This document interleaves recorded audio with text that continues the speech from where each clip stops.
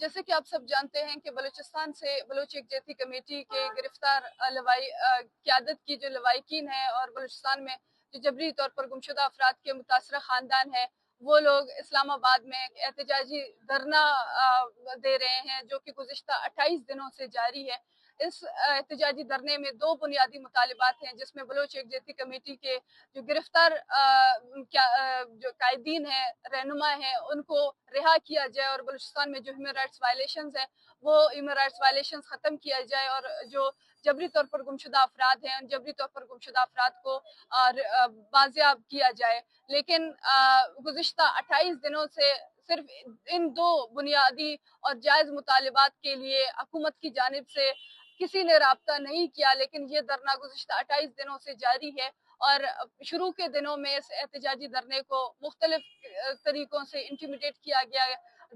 ڈرایا گیا، دھمکایا گیا، مظاہرین کو گرفتار کرنے کی کوشش کی گئی، اس احتجاجی دھرنے کے اوپر کریک ڈاؤن کیا گیا۔ لیکن بعد میں اب ہمیں اس طریقے سے ہمیں احساس دیا جا رہا ہے، بلکہ ریاست کی جانب سے یہ پریٹینڈ کیا جا رہا ہے کہ بالکل ہم ایگزسٹ ہی نہیں کرتے، ہماری ایگزسٹنس کو ہی اکنالج نہیں کیا جا رہا ہے، جس میں ہم اس ریاستی انٹینشن واضح ہو رہی ہے کہ ریاست یہ ارادہ رکھتی ہے کہ بلوچ یہاں سے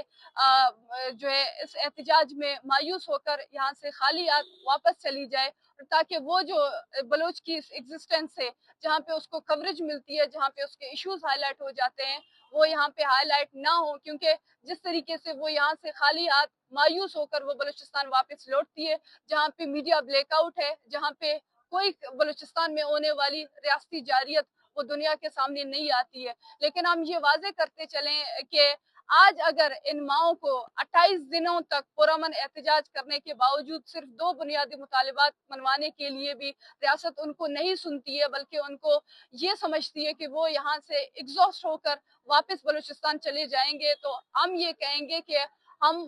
پرامن، ہم مزاحمتی لوگ ہیں، ہم اپنے حقوق، ہم اپنے بلوچستان میں ہونے والی جو ہیومن رائٹس وائلیشنز ہیں ان کو ایکسپوز کرنے کے لیے ہم بارہا اسلام آباد آئیں گے۔ اور اگر اس دفعہ ہمیں مایوس کرا کر ہمیں خالی ہاتھ یہاں سے واپس لوٹایا جائے گا، کل شاید ہم لوگ اگر واپس یہاں پہ نہ آئیں، لیکن بلوچ یہاں پہ واپس آئے گی اور وہ اپنا مقدمہ آپ کے سامنے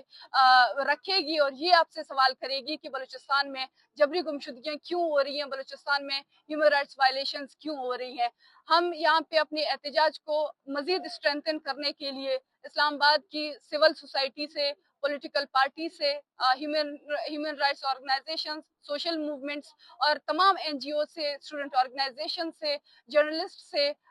ہم ان سے درخواست کرتے ہیں کہ وہ آئیں، ہمارے اس احتجاج میں شریک ہوں، کیونکہ یہ ہم